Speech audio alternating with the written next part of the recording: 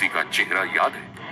हाँ साहब, एक आदमी था, मगर हमारे वहां से इस जगह की दूरी ही इतनी है कि रात में चेहरा दिखना तो नामुमकिन था। रात का वक्त जंगल में कहीं दूर मणि के मामा के फार्म हाउस पर पुलिस की भीड़ मौजूद थी, क्योंकि पड़ोसियों को रात को चीखने की आवाजें सुनाई दी थी। पुलिस वालों को फार्म हाउस में मणि के मामा का कटा हुआ हाथ बरामद हुआ था, जिसकी चारों तरफ से फोटोज खींची जा रही थी। अर्जुन सिंह ने हवलदार वर्मा से पूछा, वर्मा, पता चला कौन है? जी साहब, ये आदमी अकेला रहता था यहाँ, इसके घर वाले सभी खत्म हो चुके हैं। ये फार्म हाउस उसकी बहन के ससुराल वालों ने इसे दिया था। इनका कोई दुश्मन वगैरह था? तभी पड़ोसी बोला, साहब, ये आदमी तो अपने काम से काम रखता था, हमसे बहुत ही कम बातें किया करता था, या यूं मान लीजिए बात ही नहीं करता था। कोई और बात जो आपको इसके बारे में याद हो? साहब, अब क्या बताऊं, इतना तो हम लोगों को इसके बारे में कुछ मालूम नहीं है, लेकिन हाँ, ये आदमी अमूमन इस जगह पर नई नई लड़कियों के साथ में आया करता था। तो किसी लड़की का चेहरा याद है तुम्हें? नहीं साहब, ये रात को ही आया करता था, तो चेहरा देखना तो मुश्किल था। ठीक है, टीम यहाँ बाकी काम संभालेगी और घर की अच्छे से तफ्तीश करेगी। कभी वर्मा ने कहा, साहब, एक और बात है। क्या? ये हाथ इस आदमी का नहीं है। तो फिर किसका है? साहब, ये तो नहीं पता, मगर ये हाथ इस आदमी का नहीं। कहीं ये हाथ उस पिछले खून का तो नहीं? पर मैं काम करो, इसे टेस्टिंग के लिए ले जाओ और पता करो ये हाथ लास्ट डेड बॉडी का है क्या। और वर्मा, हमें जल्दी चलना होगा। अगर वो इस आदमी को यहाँ से लेकर गया है तो ज्यादा दूर नहीं गया होगा। याद रहे, ये कोई छोटा मोटा किलर नहीं है, बहुत ही खतरनाक साइको किलर है। इससे पहले कि ये अपने विकराल रूप में आए, हमें इस कातिल को जल्द से जल्द पकड़ना होगा। ठीक है साहब, ठीक है साहब। एक और दिन और एक और नई लाश, एक और सुकून, एक और कृष्ण के लिए आगाज कि अश्वत्थामा हारा नहीं है। पुलिस वाले अपने सर्च ऑपरेशन में जुट चुके थे, लेकिन उन्हें अभी तक मणि के मामा का सिर्फ एक हाथ मिला था। उसका पूरा शरीर मिलना बाकी था, क्योंकि वो शरीर तो हम लोगों के पास यहाँ अशीरगढ़ किले के पास मौजूद था। मणि का मामा जोर जोर से चीख रहा था, मगर इस जंगल में कौन था जो उसकी आवाज सुनकर उसे बचाने के लिए आता। मैंने और मणि ने मिलकर जंगल के बीच एक भट्टी तैयार कर ली थी। मणि का मामा अभी भी बेहोश था। मणि ने लोटे में भरे जल से थोड़ा चुल्लू भर जल निकाल लिया और मामा की ऊँटों से छिड़का। मामा बेहोशी से वापस होश में आया। मेरा हाथ, मेरा हाथ। मणि, अब भट्टी की आखिरी ईंट भी लगा दो। लगा दी। अब क्या करना है? मणि, किससे बात कर रहा है तू? मणि, अब सामने रखी लकड़ी को इसमें डाल और इनके ऊपर केरोसिन डालना है ना? हाँ मणि। ए मणि, किससे बातें कर रहा है तू? पागल हो गया क्या? ये क्या कर रहा है तू?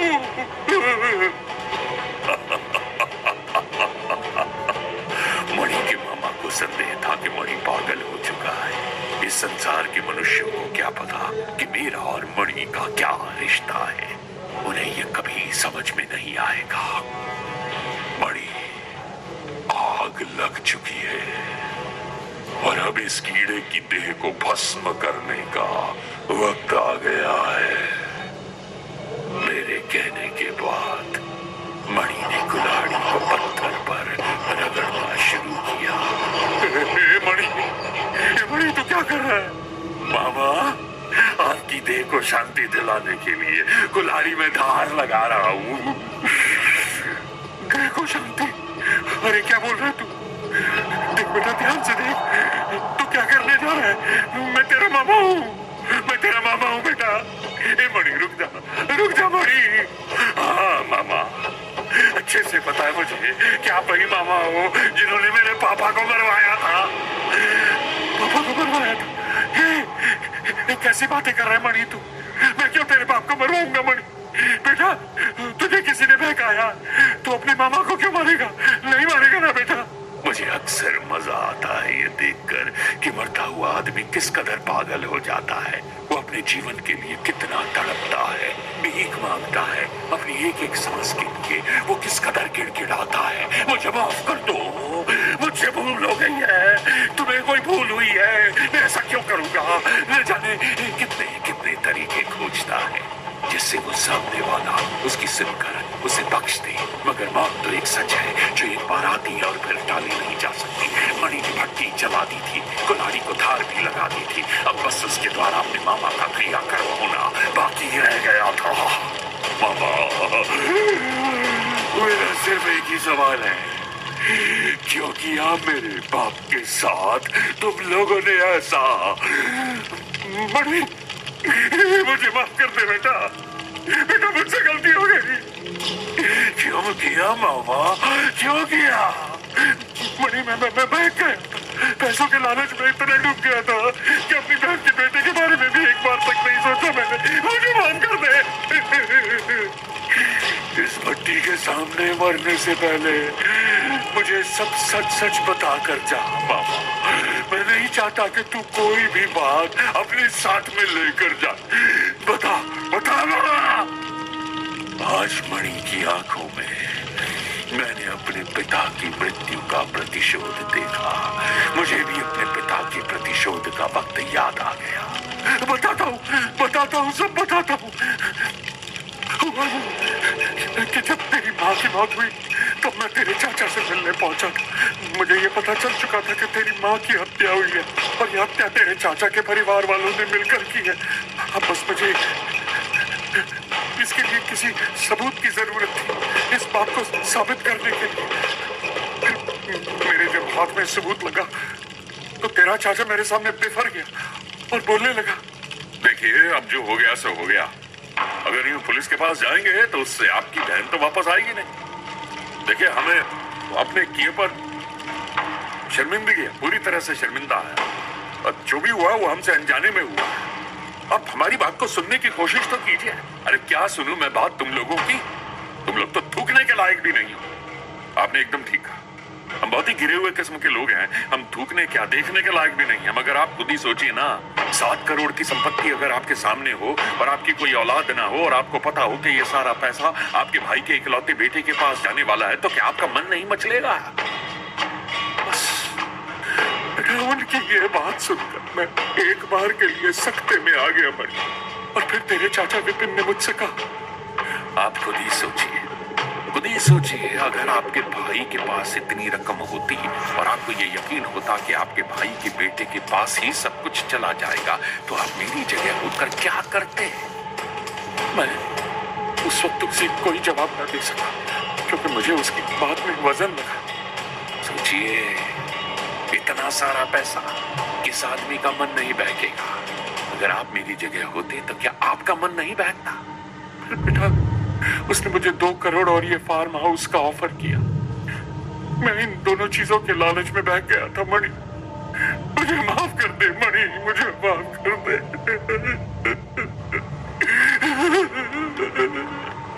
मणि मामा के पास पहुंचा।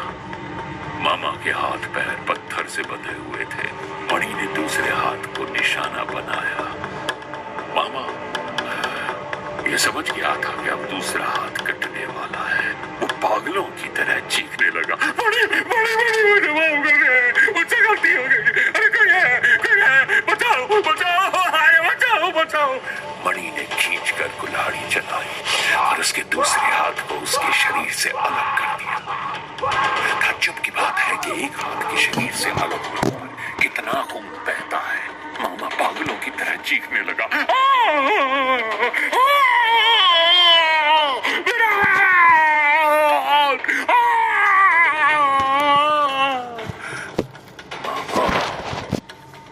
आपके जैसा मामा तो किसी को ना मिले।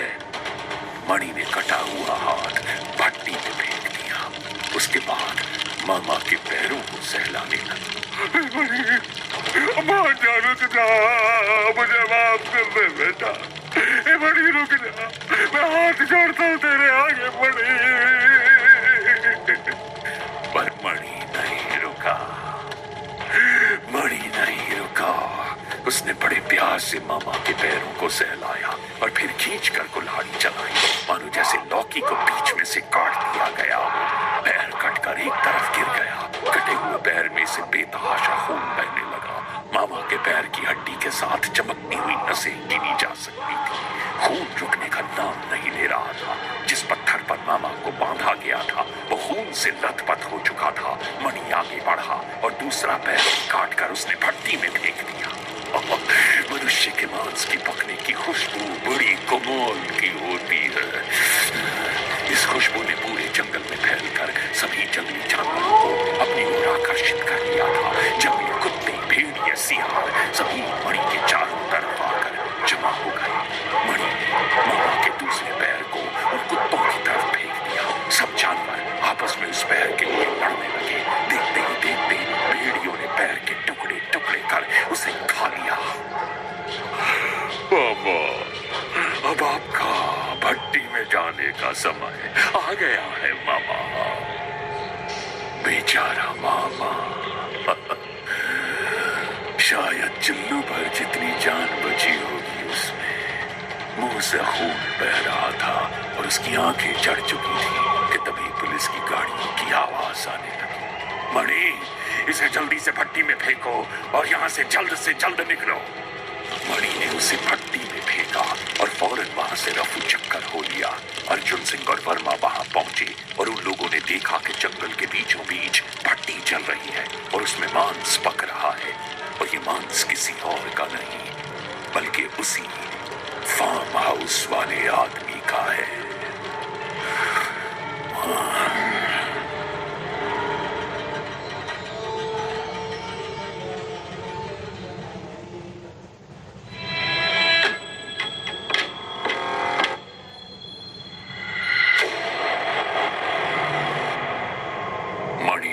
मामा की लाश को उस भट्टी में फेंका ही था कि पुलिस की टीम वहां पर आ पहुंची। जैसे तैसे भागते हुए मणि ने स्वयं को उस पुलिस टीम से बचाया।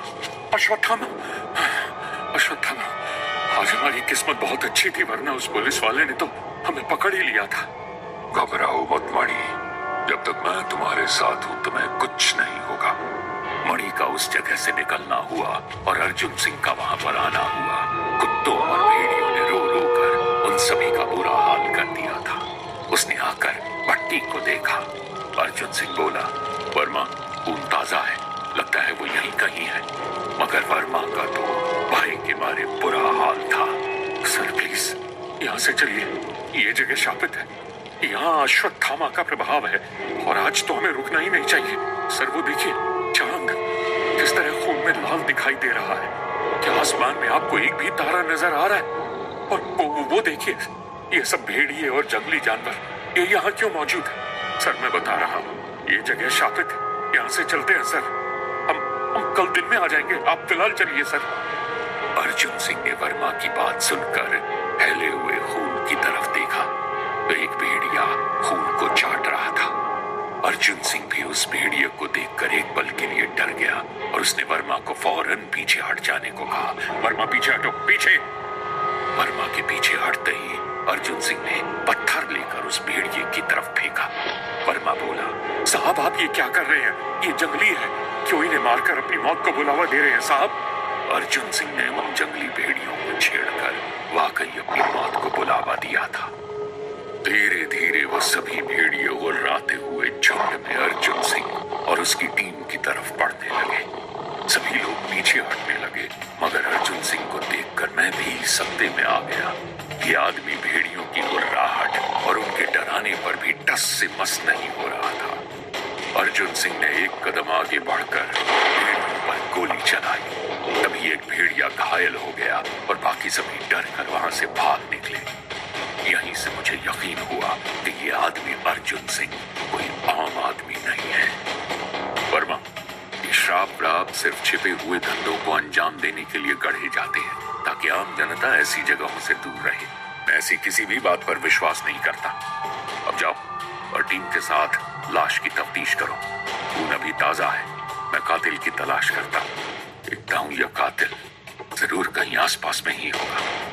मानना पड़ेगा अर्जुन सिंह को, जो घने जंगल में अकेला बिना डरे मणि को ढूंढने के लिए निकल गया।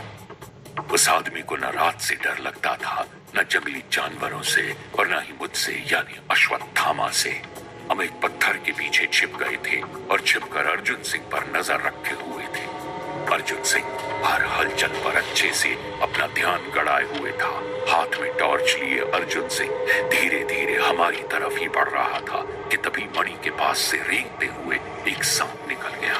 मणि उस सांप को देखकर घबरा गया। सांप सांप! घबराओ मत मणि, इसकी पूंछ को और मुंह को पकड़ो। मगर मैं कैसे? मैंने मणि के शरीर पर नियंत्रण किया और उस सांप को विपरीत दिशा में फेंक दिया। सांप के गिरने की आवाज पर अर्जुन सिंह की नजर फौरन दौड़ गई। अर्जुन सिंह फौरन हलचल की तरफ भागा और उसने अंधेरे में गोली चलाई और फिर चीखा, रुक जाओ, or else I will shoot you! बाकी सभी पुलिस वाले भी अर्जुन सिंह की आवाज सुनकर चौकन्ने हो गए और अपनी अपनी गन्स लेकर तैनात हो गए। अर्जुन सिंह दौड़कर उस जगह पर पहुंचा तो उसने देखा कि वो एक सांप था। वर्मा बोला, क्या हुआ सर? अर्जुन सिंह ने सांप को अपने हाथ में उठाकर उसका मुंह पकड़कर अपनी तरफ किया और उसके मुंह को देखते हुए वर्मा को जवाब दिया, डोंट वरी, कोई नहीं है। अर्जुन सिंह ने एक बार फिर से नजर दौड़ाई और सबूतों के साथ गाड़ी में बैठकर चला गया। बाकी पुलिस वाले किलिंग स्पॉट पर ही तैनात रहे। मणि, मैं अर्जुन सिंह की वीरता को देखकर चकित हूँ। कैसे अश्वत्थामा? यह आदमी न भेड़ियों से डरता है, न सांप से, और न ही इसे मेरे नाम से कोई भय है। ये महाभारत के उसी अर्जुन की तरह है, और न जाने क्यों मुझे लग रहा था कि यही आगे चलकर तुम्हारी इस महाभारत का अर्जुन बनेगा। मुझे इस आदमी की वीरता पर कोई शक नहीं है। कहीं ऐसा ना हो कि यह आदमी एक दिन तुम्हें पकड़ ले। मणि के पास मेरी बात का कोई उत्तर न था, क्योंकि शायद मन ही मन उसे भी संदेह था कि एक दिन ये आदमी उसे पकड़ लेगा। मणि को भी अर्जुन सिंह की बहादुरी पर विश्वास था। सुबह हुई और मणि की चाची ने आवाज लगाई, मणि, नाश्ता लग गया है। अब ये तो हर रोज की बात हो गई थी जब मणि का सर सुबह उठते ही जोरों से दुखता था। मणि ने दुखते सर को पकड़ा और मुंह धोने के लिए चला गया। मणि ने शीशे में देखा तो सब धुंधला दिख रहा था। मणि ने देखा कि उसके चेहरे पर खून लगा हुआ था। वो खून को देखकर घबरा गया। उसने साबुन से फौरन खून को साफ किया और फिर जब वो नीचे पहुंचा तो नाश्ता लगा हुआ था और सभी टीवी पर न्यूज देख रहे थे।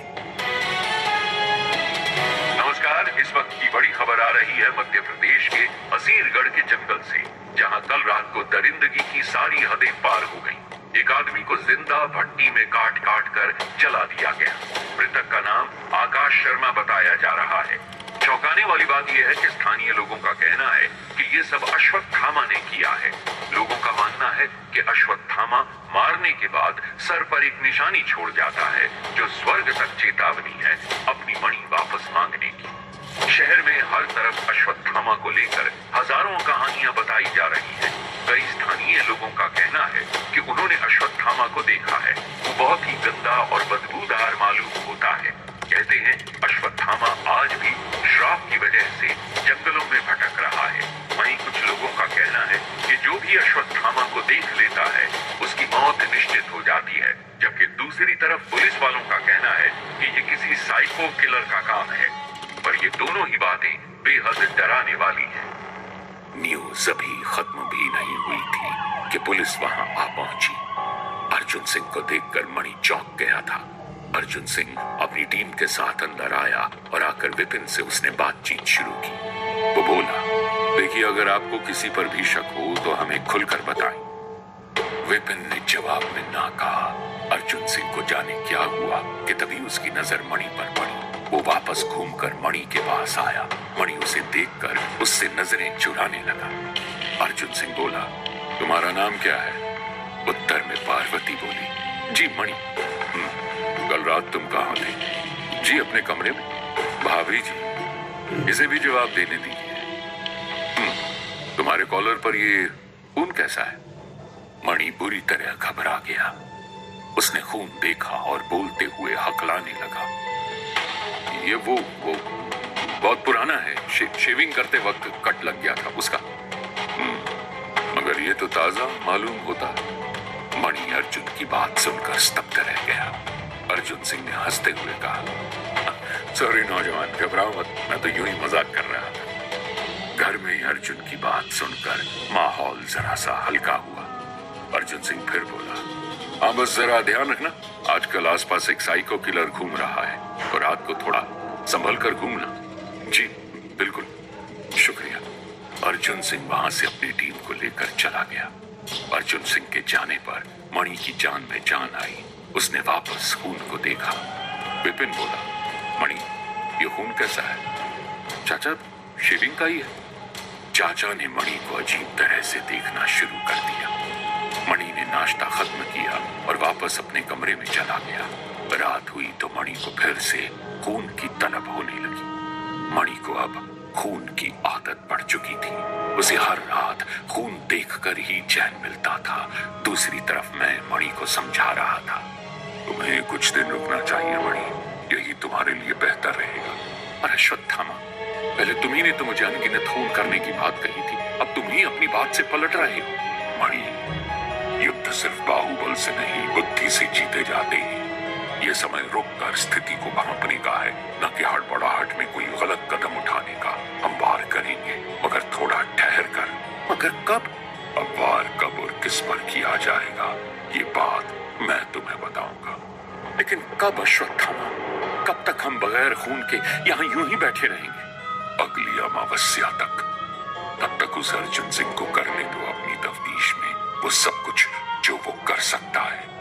अर्जुन सिंह अपनी हर संभव कोशिश में लगा था, मगर उसके हाथ कुछ नहीं लगा। इधर मणि और मैंने मौत की संख्या को अगली अमावस्या तक विराम दे दिया था। अब अगली अमावस्या शिव की पूजा के बाद से शुरू होगा महाविनाश, जिसे देखकर ये कलयुग का अर्जुन, द्वापर युग का कृष्ण और सतयुग के सभी देवता कांप उठेंगे।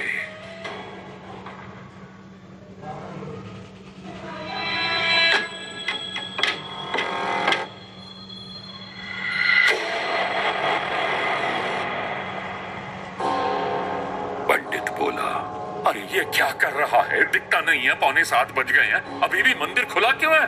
पापा, इन दोनों ने मन्नत मांग रखी थी कि अगर गर्भ धारण हुआ तो ये गुप्तेश्वर मंदिर में पूजा करने के लिए आएंगी। सुनिए बहन जी, क्या आपको तनिक भी खबर है कि आप कितनी बड़ी मुसीबत मोल ले रही हैं?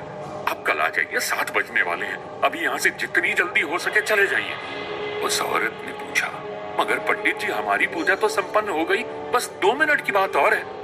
अरे बेटा, तुझे कहा था ना मंदिर बंद कर, चल यहाँ से जल्दी। और आप सभी से भी मैं हाथ जोड़ के विनती करता हूँ, चले जाइए यहाँ से। आज अमावस्या है, ये अश्वत्थामा के आने का वक्त है। आप यहाँ से जितनी जल्दी हो सके निकल जाइए। एक आदमी बोला, क्या पंडित जी आप भी ऐसी अफवाहों में विश्वास करते हैं? भैया जी, ये बकवास नहीं है। गाँव में आज भी ऐसे कई लोग हैं जिन्होंने देखा उसे। बेचारे पागल बने घूम रहे हैं और जो पागल नहीं हुए वो वहीं के वहीं मारे गए। ऐसी बातों को अफवाह समझने की भूल मत करना भाई साहब। अभी आपसे मैं हाथ जोड़कर विनती करता हूँ, आप जितना जल्दी हो सके चले जाइए यहाँ से।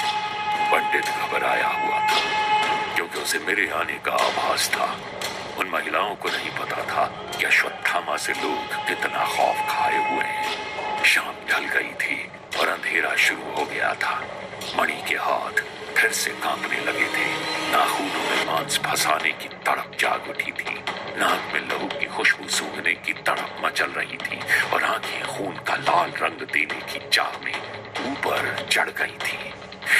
अश्वत्थामा, और कितना वक्त लगेगा? मांस और लहू के लिए आखिर और कितना रुकना पड़ेगा? चलो मणि, वक्त आ गया है अपने शिकार को ढूंढने का। मणि में तो बिजली दौड़ रही थी। हम फौरन खिड़की से कूदकर जंगल की तरफ निकल गए।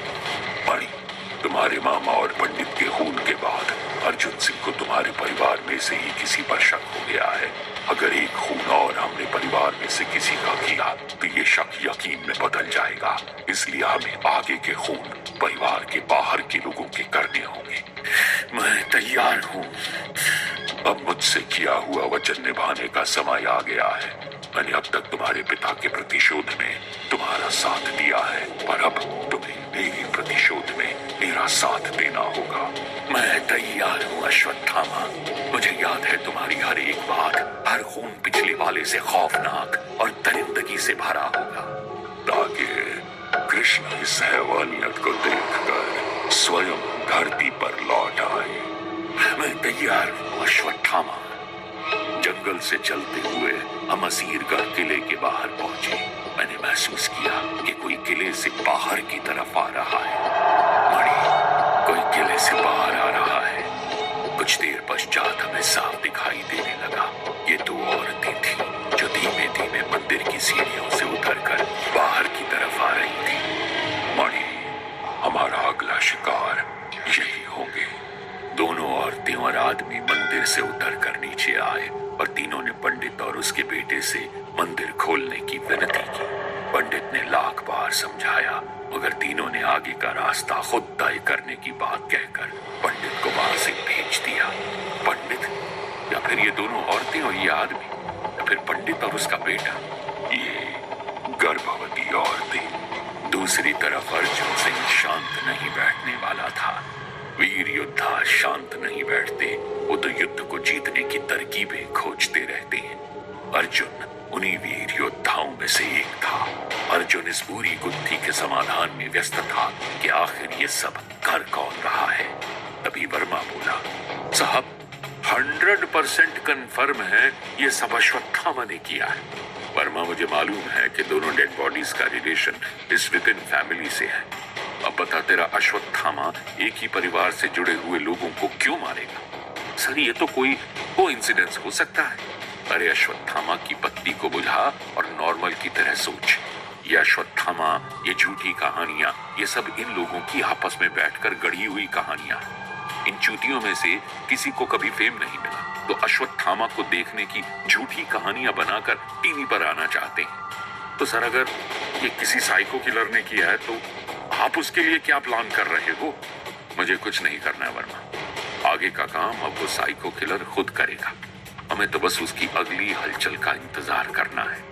बहुत दिनों से शांत बैठा है, कुछ तो तगड़ा प्लान कर ही रहा है ये आदमी। इधर मणि ने अब तक कुल्हाड़ी बाहर निकाल ली थी और चलते हुए वो मेरे साथ उन तीनों लोगों के पास पहुंच गया था।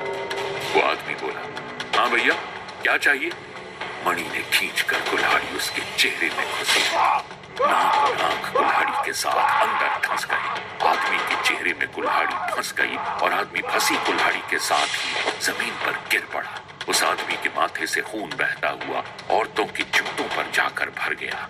औरतें अपने पैर से खून को बचाते हुए मदद के लिए चीखने लगी। मणि ने कुल्हाड़ी निकालकर उस आदमी को लात मारकर उसे जंगल की तरफ गिरा दिया और फिर दोनों औरतों की तरफ चुप हो जाने का इशारा किया। मणि ने उस आदमी की दोनों आंखों के बीच में कुल्हाड़ी से निशान लगाया। दोनों औरतें मणि के चेहरे को देखकर चुप हो गईं। मणि की आंखों की दोनों पुतलियों में से आंख कहीं नजर नहीं आ रही थी। औरतें इसे देखकर बुरी तरह से डर गईं और दबी हुई आवाज में रोने लगी। मणि ने दोनों औरतों को जंगल की तरफ चलने का इशारा किया। दोनों औरतें दबी हुई आवाज में रोती हुई जंगल की तरफ चलने लगी। थोड़ी दूर चलने पर मणि ने उन दोनों औरतों को पेड़ से बांध दिया और फिर लकड़ियां काटकर वो उन औरतों को जलाने लगा। उनमें से एक औरत बोली, हे भैया देखो ना, हम पेड़ से हैं। इंसानियत के लिए हमको छोड़ दो प्लीज। मैंने मणि के ऊपर खुद को हावी करते हुए कहा, मैं इंसानियत से बहुत ऊपर उठ चुका। कृष्ण, ये संदेश है मेरा तुमको, आओ और रोक सको तो रोक लो मुझे। दोनों औरतों ने देखा कि मणि की आंखों में लाल खून दिख रहा था और मणि के चेहरे की हर नस गिनी जा सकती थी। मणि उन दोनों औरतों के पास गया और एक एक करके दोनों के माथे पर जलते हुए कोयले को लगा दिया। कोयले के लगने से दोनों औरतें बेतहाशा चीखने लगी, हे राम, हमें बचाओ। मणि ने एक औरत के हाथ पैर खोलकर उसे जमीन पर औंधे मुंह पटक दिया और फिर दूसरी औरत की तरफ देखकर कहा, अपनी आंखें बंद कर, बंद कर ले अपनी आंखें, तू ये देख नहीं पाएगी। मणि ने मोटा सा पत्थर उठाया और जमीन पर लेटी हुई औरत के माथे पर लाकर उसे छोड़ दिया।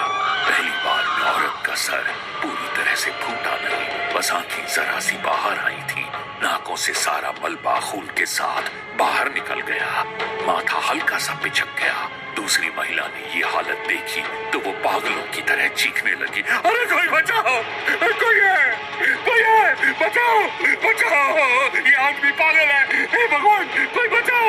चीखो और जोर से चीखो, तुम्हारी चीख स्वर्गलोक में कृष्ण तक को सुनाई देनी चाहिए, चीखो। मणि ने दोबारा पत्थर उठाया और दर्द से तड़पती औरत के माथे पर उसे खींच के मारा। औरत की आंख निकलकर दूसरी औरत के गाल पर जा गिरी।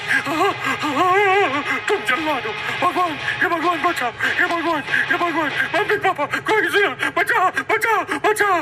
चीखो और जोर से चीखो, चीखो। मणि उस औरत की चीखें सुनकर पागलों की तरह हंसने लगा। मणि हंसते हुए एक जगह बैठ गया और बैठकर उस औरत को चीखते हुए देखने लगा। औरत खुद को छुड़ाने के लिए मशक्कत करती जा रही थी और लगातार चीख रही थी। मणि ने देखा कि उस औरत का पेशाब निकल गया था। मणि बोला, कितना तड़पता है पल भर की जान के लिए। अरे मैंने छोड़ दिया तो कल किसी और चीज से मर जाओगी। कल मरी सुहाज मर, पल भर में ही काम खत्म। वो औरत बच्चे की तरह रोने लगी, मम्मी पापा बचाओ। मणि ने देखा कि मर चुकी महिला की टांगों के बीच से खून निकलने लगा था। मणि की आंखें खून देखकर चमक उठी और उसने पूरे खून को अपने हाथ में भर लिया। उसे खून अपने हाथों में लेकर परम संतुष्टि प्राप्त होने लगी। उसने हवा में खून से सने हाथों को चलाना शुरू किया और अपनी उंगलियों को मसलने लगा। खून कितने दिनों बाद, परम संतुष्टि। मणि ने मरी हुई औरत के गर्भ को देखा। उसने कुल्हाड़ी लेकर गर्भ के बीच में एक बड़ा कट मारा और बच्चे को बाहर निकाला। बच्चा मर चुका था। कितने महीने से प्रेग्नेंट थी ये? बता। 7 महीने से। और तू? 8 महीने से। मुझे छोड़ दो, मुझे हो जाइए, मेरे पति ला कर दे देंगे, मुझे छोड़ दो प्लीज।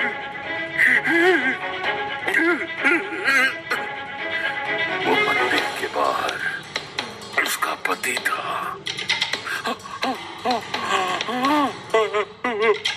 मणि ने गर्भ को हिला लिया और नवजात के माथे के बीचों बीच निशान बना दिया। औरत को ये देखकर उल्टी आ गई। मणि ने उसे जी भर कर आराम से बैठकर उल्टी करते हुए देखा।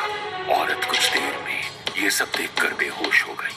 मणि ने बच्चे के सीने पर कुल्हाड़ी से वार किया और बच्चा ठीक बीच में से कटकर 2 भागों में बंट गया। नवजात की नसें, छोटी छोटी पसलियां, हाथी, दिल, यकृत, फेफड़े सब नजर आने लगे थे। मणि ने नवजात की पसलियों में अपना हाथ घुसेड़ दिया।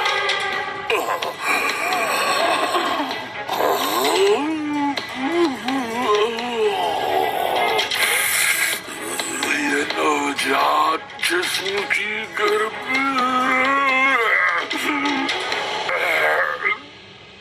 मणि, आज मुझे इस नवजात को देखकर वो समय याद आ गया जब मैंने पांचाली के पुत्रों की गलती से हत्या कर दी थी।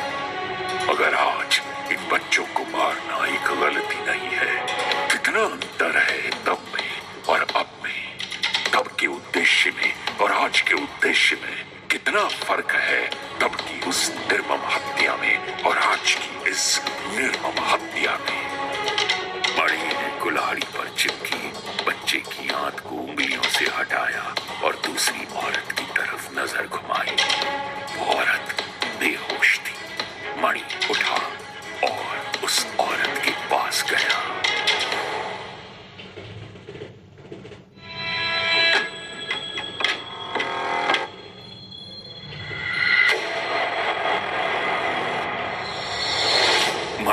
दूसरी औरत के पास पहुंचा तो वो औरत डर कर चीखने लगी। मणि ने कुल्हाड़ी उठाई और उस औरत के गर्भ पर कुल्हाड़ी रखकर धीरे धीरे उस औरत का पेट फाड़ डाला।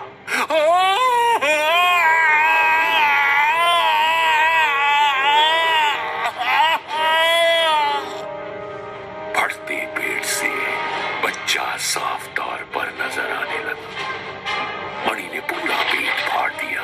बच्चा गर्भ से नीचे गिर गया। मणि ने जलते कोयले से बच्चे के माथे पर निशान बना दिया। औरत मारे दर्द के वहीं की वहीं खत्म हो गई। मणि ने बच्चे की गर्दन पर वार किया और बच्चे के सर को धड़ से अलग कर दिया। मणि, सवेरा होने वाला है, अब यहां से चलने का समय आ गया है। ठीक है अश्वत्थामा, मंदिर की तरफ प्रस्थान करो मणि। मणि मेरे कहे अनुसार मंदिर की तरफ चलने लगा। पहला पहर शुरू हो चुका था। उषा काल की शुरुआत हो चुकी थी। मणि ने असीरगढ़ के किले में प्रवेश किया। प्रवेश करने से कुछ दूरी पहले ही मणि को कुछ हलचल नजर आने लगी। मणि ने ध्यान से देखा तो मणि को एक जगह पर बहुत सारी आत्माएं दिखाई दी। किसी का सर कटा हुआ था तो किसी के पैर नहीं थे। मणि उन आत्माओं को देखकर घबरा गया।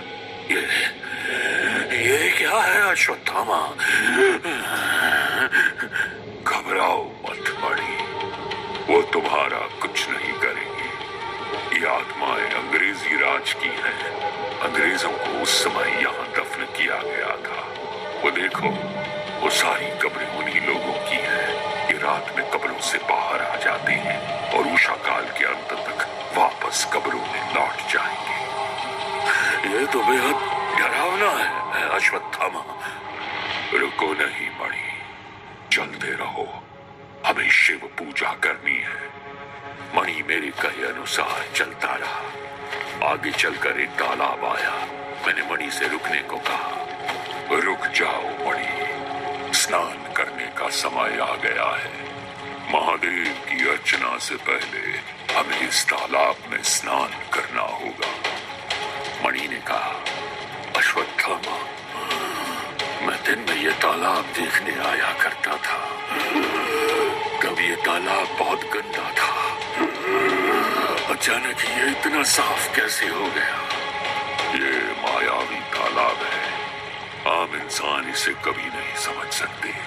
अभी समय व्यर्थ ना करो और तालाब में स्नान करके आगे बढ़ो।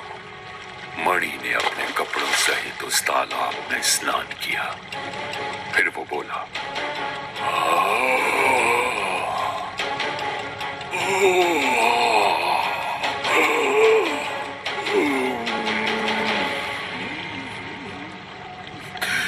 ये पानी कितना साफ और ठंडा है, मानो जैसे मेरी अब तक की पूरी थकान को इसने निचोड़ लिया। मणि, अब चलो, समय बहुत कम है। उषा काल समाप्त होने को है और महादेव को अर्पण करने के लिए तालाब के पास लगे ये गुलाब के फूल अपने साथ ले लो। मणि मेरे कहे अनुसार तालाब से बाहर आ गया और फूल लेकर चलने लगा। थोड़ी ही दूरी पर मणि ने देखा कि दो खंभों पर किसी को फांसी दी जा रही है। वो बोला, अश्वत्थामा, ये क्या हो रहा है? यहाँ कभी लोगों को फांसी दी जाती थी। ये सभी उसी समय की गाथा गा रहे हैं। मणि ने देखा कि फांसी से लटकाकर लाश को मरने के बाद खाई में फेंका जा रहा था। आखिरकार मणि मंदिर पहुंच ही गया। मणि, यही है हमारे महादेव का मंदिर। चलो। अंदर जाकर मणि ने महादेव को गुलाब के फूल अर्पित किए और वहां से निकल गया। उषा काल खत्म होने को था। आज महादेव को फूल अर्पण करने में देर हो चुकी थी, इसलिए निकलते समय मंदिर खुलने का समय हो गया था। मणि को दूसरे रास्ते से निकलते हुए मंदिर के पुजारी ने देख लिया। पुजारी उस ओर देखकर जोरों से चीखने लगा, अश्वत्थामा! अश्वत्थामा! मणि ने पीछे मुड़कर देखा तो पंडित डर कर भाग रहा था। मणि ये देख के फौरन वहां से वापस अपने घर की ओर भाग निकला। सुबह हुई तो हर तरफ पंडित की अश्वत्थामा को देखने की बात लोगों की जुबान पर चढ़ गई और दूसरी तरफ पुलिस को जंगल और किले की शुरुआत में 2 और लाशें मिल गई थी। अर्जुन सिंह का कटे हुए नवजात बच्चे को देखकर दिल पसीज गया था। सभी के माथे पर वैसा ही निशान था जो इससे पहले की लाशों के सर पर पाया गया था। अर्जुन सिंह बोला, ये साला जो कोई भी है बहुत निर्दयी है। वर्मा ने उत्तर दिया, साहब, इन तीनों लाशों का विपिन के घर वालों से कोई लेना देना नहीं है। अब तो आप मानते हैं ना कि ये सब अश्वत्थामा का किया धरा है। अर्जुन सिंह किसी की बात मानने को तैयार नहीं था। उसे यकीन था कि यह काम किसी इंसान का ही है। वो बोला, ये बेवकूफों की तरह बेकार की बातें मत करो। अश्वत्थामा कुछ नहीं है। ये कोई साइकोपैथ किलर है जो हर लाश के माथे पर निशान बनाकर हमें चैलेंज दे रहा है। नहीं साहब, पूरे गांव का कहना है कि अश्वत्थामा माथे पर निशान बनाकर स्वर्ग तक संदेश भेजना चाहता है कि उसे अपनी मणि वापस चाहिए। आपको मालूम नहीं, श्री कृष्ण ने श्राप देने से पहले उसके माथे की मणि उससे छीन ली थी। अर्जुन सिंह पर इन सभी बातों का कोई असर नहीं था। उसे बस एक ऐसे सबूत की तलाश थी जो उसे कातिल तक ले जाए। वर्मा फिर बोला, साहब, आज सवेरे पंडित ने भी अश्वत्थामा को पूजा करते हुए देखा है। तो बुलाओ उस पंडित को, मुझे उससे पूछताछ करनी है। आखिर ये अश्वत्थामा दिखता कैसा है? दूसरी तरफ मैं घने जंगल में मणि के शरीर को त्यागने लगा तो मणि दर्द से बुरी तरह से कराह रहा था।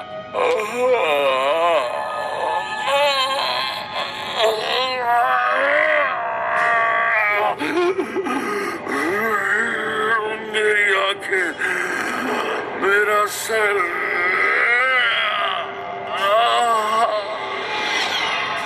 मैं जब भी मणि में प्रवेश करता था और उसे त्यागता था तो मेरी असीम ऊर्जा से मणि के शरीर को असीम कष्ट पहुंचता था।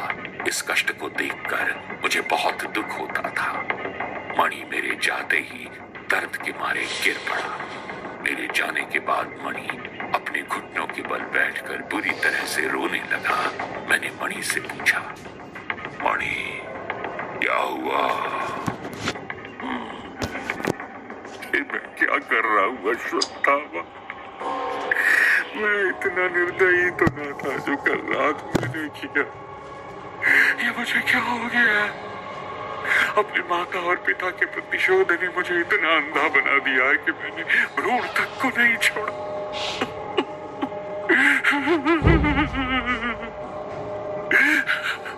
इतना कहकर मणि पूरी तरह से रोने लगा।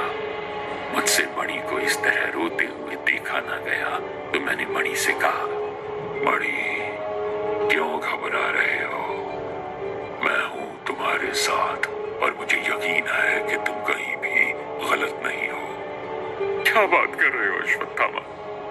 2 भ्रूण हत्या करके 2 गर्भवती औरतों को मारकर भी मैं खुद को गलत कैसे ना मानूं?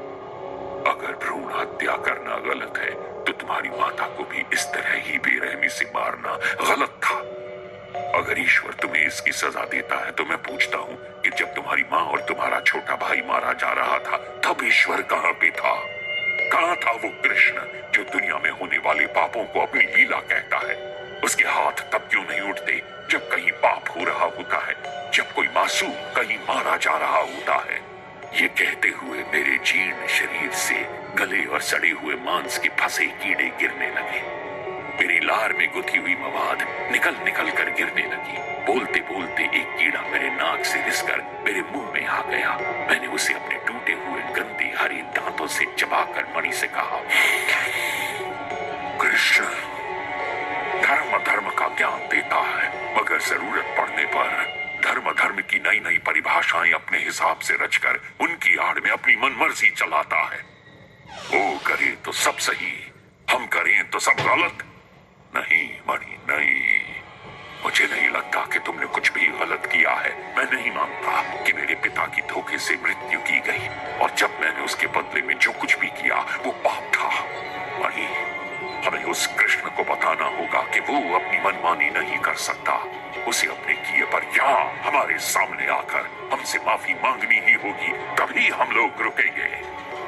मणि मेरी बात सुनकर उठा और उसने आंखों में गुस्सा भरते हुए मुझसे कहा, नहीं अश्वत्थामा, तुम अपने आप को इस श्राप से बचाने के लिए जो कुछ भी कर रहे हो वो पाप है। इससे तो कृष्ण तुम्हें मृत्यु देने के बजाय तुम्हारे श्राप को और बढ़ा देंगे। हम जो भी कर रहे हैं वो पाप है और पाप के बदले में कभी पुण्य की चेष्टा नहीं की जा सकती। पाप के बदले में सदैव पाप ही मिलता है। मैं जो कर रहा हूँ वो पाप है, तुम जो कर रहे हो वो पाप है। हम दोनों मिलकर जो कुछ भी कर रहे हैं वो पाप है अश्वत्थामा। तो तुम पाप और पुण्य पर तर्क करना चाहते हो? तुम्हें देखना है कि तुम जो कर रहे हो, मैं जो कर रहा हूँ वो पाप है या जवाब है। एक योद्धा अपनी माता पिता को मरते चुपचाप देखता रहे और कुछ न करे, इसे तुम पुण्य कहते हो? और वो माँ बाप जिन्होंने उस बच्चे को नाजों से पाला हो, उस एक दिन की उम्मीद के लिए कि जब वो मुसीबत में होंगे तो वो बच्चा उनको बचाएगा, और उनका बच्चा बचाने की जगह पाप और पुण्य खेल रहा है, रणभूमि से मुंह छिपाकर भाग रहा है। माफ करना मणि, इसे मैं पाप नहीं बल्कि अपना धर्म निभाना कहता हूँ। अपने माता पिता के प्रतिशोध के लिए जवाब देना मेरी नजर में कहीं से भी पाप नहीं है। और तुम्हें यकीन नहीं होगा ना, तो चलो बताता हूँ उस रात को तुम्हारे पिता के साथ में क्या हुआ था।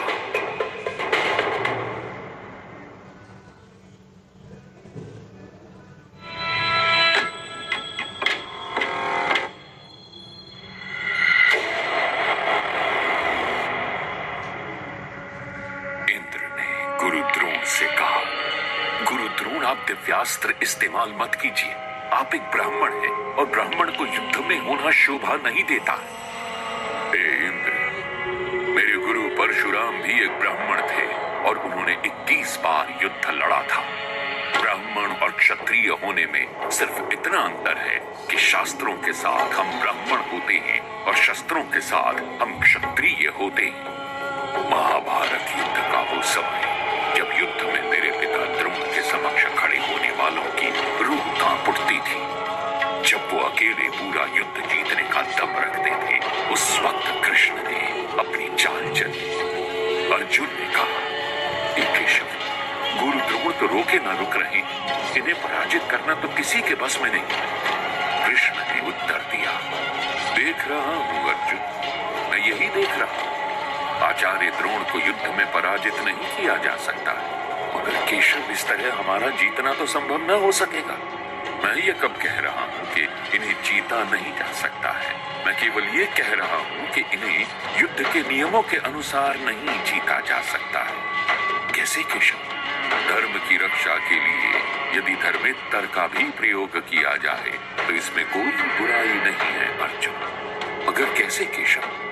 गुरु द्रोण को पराजित करने के लिए यदि अधर्म का प्रयोग किया जाए तो असल में वो अधर्म हमने धर्म की रक्षा के लिए ही इस्तेमाल किया है। इस तरह ये धर्म ही हुआ पार्थ। मगर ये तो कोरा तर्क है केशव, तर्क ही जीवन का आधार है अर्जुन। तुम ये मानते हो कि ये युद्ध तुम्हारे लिए धर्म युद्ध है?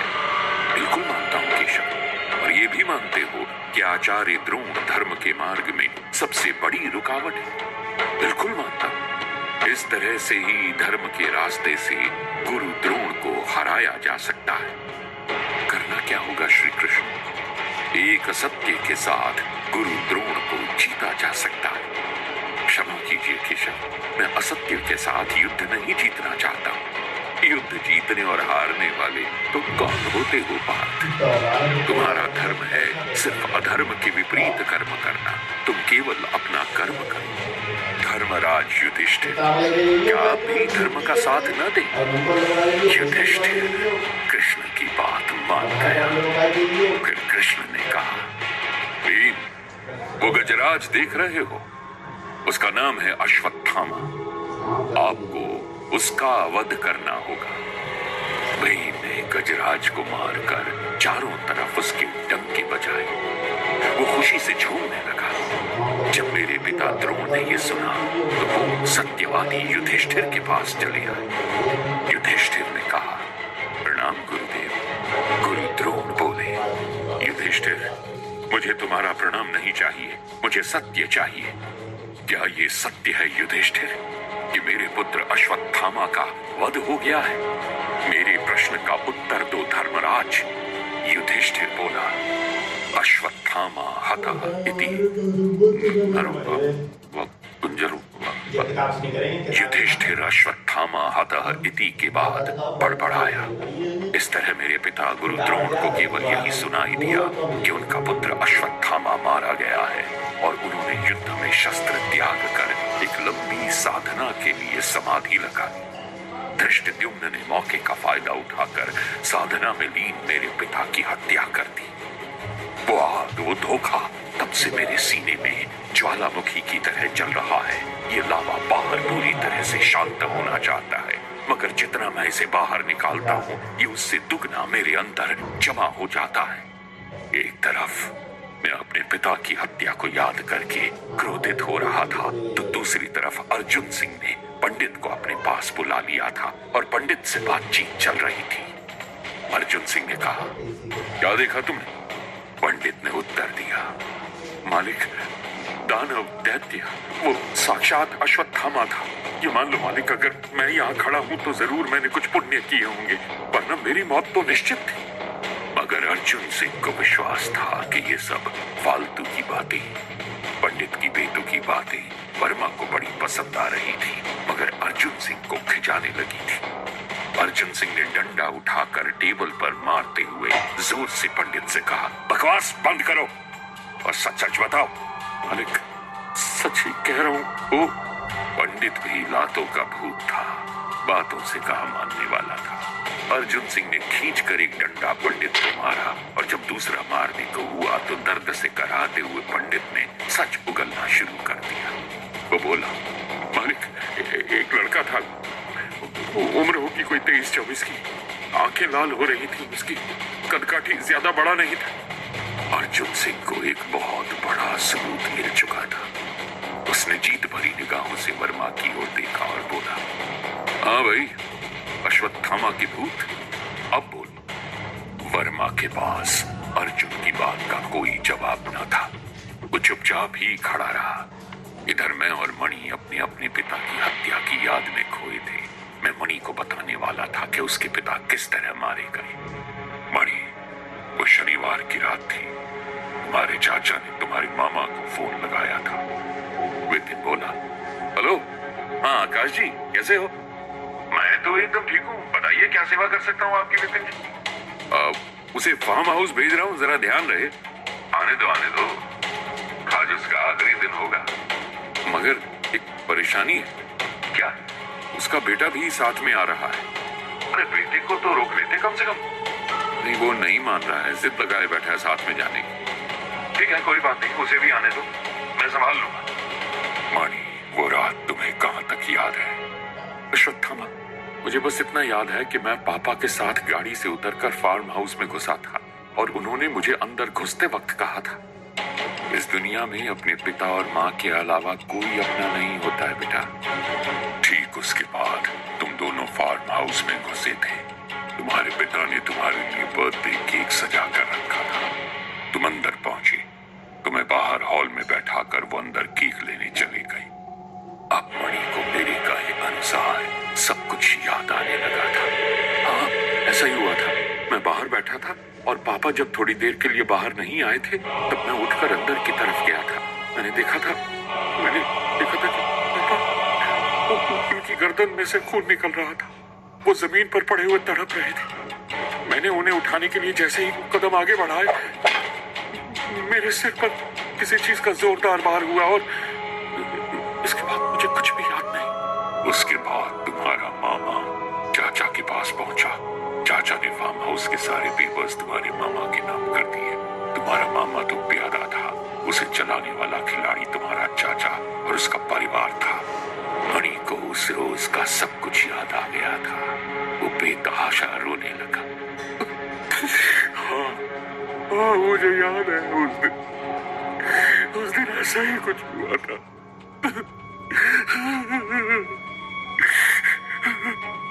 उसके बाद तुम उठे थे सीधे 1 साल के बाद। तुम्हारे चाचा ने तुम्हें सिर्फ इसलिए पाल रखा था क्योंकि उनकी कोई संतान नहीं है।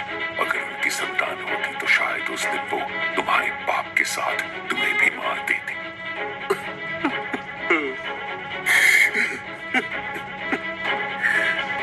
मणि फूट फूट कर रोने लगा और रोते हुए बार बार अपने पिता का नाम लेने लगा। पापा, पापा। मैंने मणि को संभालते हुए उसे समझाया, मणि, तुम्हारी माता के साथ तुम्हारी कोई याद नहीं है, मगर पिता के साथ तुम्हारा अब तक का पूरा जीवन था। एक पिता को खोने का दुख मैं समझ सकता हूँ। मैं जानता हूँ कि एक पिता के चले जाने पर कैसा महसूस होता है। हम दोनों के साथ हमारे अपनों ने ही विश्वासघात किया है, इसलिए हम दोनों ही एक दूसरे के दुख को अच्छे से समझ सकते हैं। झूठ कहते हो तुम अपने पिता के प्रतिशोध में इस कदर पागल हो गए हो कि पाप और पुण्य के मध्य अंतर भी भूल गए हो। हमने भ्रूण हत्या की है। तुम महाभारत के एक बेहतरीन योद्धा थे। तुम युद्ध के नियमों से भली भांति परिचित, मगर फिर भी तुमने एक महिला और एक शिशु जो कि अभी जन्मा भी नहीं था उन पर वार किया। ये तुम्हारी फितरत है अश्वत्थामा। तुमने हत्थे पर वार करने को युद्ध का नाम देते हो और स्वयं को बलशाली वीर योद्धा बुलाते हो। गुरु द्रोण यदि तुम्हें कहीं से देख भी रहे होंगे तो वो तुम पर थूकेंगे। मैं क्रोध में जल उठा। मेरे ताप से मेरा जर्जर शरीर पूरा कांपने लगा।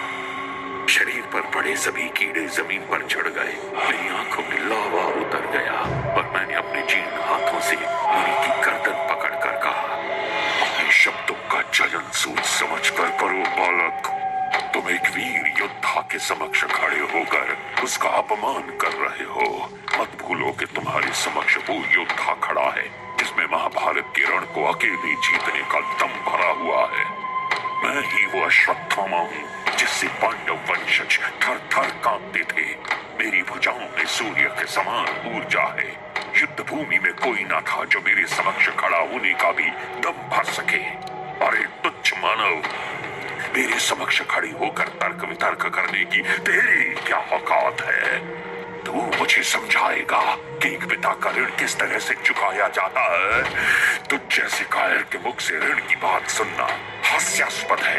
तू तो उस बिल्ली के समान है जो वायु के भयंकर प्रवाह को मात्र सुनकर ही दुबक कर किसी कोने में बैठ जाती है। जा, जा और जाकर अपना मुंह कहीं छुपा ले। तू मेरा मणि नहीं हो सकता। जा।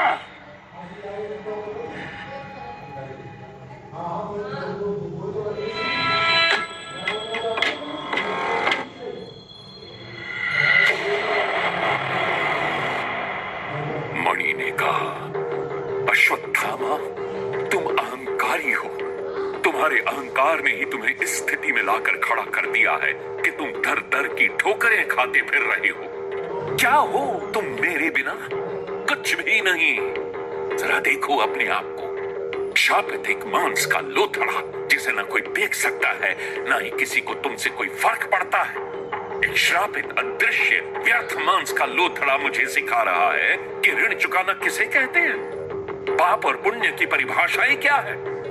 अश्वत्थामा, ये सत्य है कि तुम महाभारत के युद्ध के एक अपराजय योद्धा हो। तुम शूरवान और बलवान थे। तुम्हारा मुकाबला करना किसी के वश में ना था, मगर सच्चाई सिर्फ इतनी ही नहीं है। सच्चाई ये भी है कि आज तुम कुछ भी नहीं। और दूसरी बात, जो भी खून तुम कर रहे हो उसे देखकर तुम्हारे पिता स्वर्ग लोक से तुम्हें धिक्कार रहे होंगे।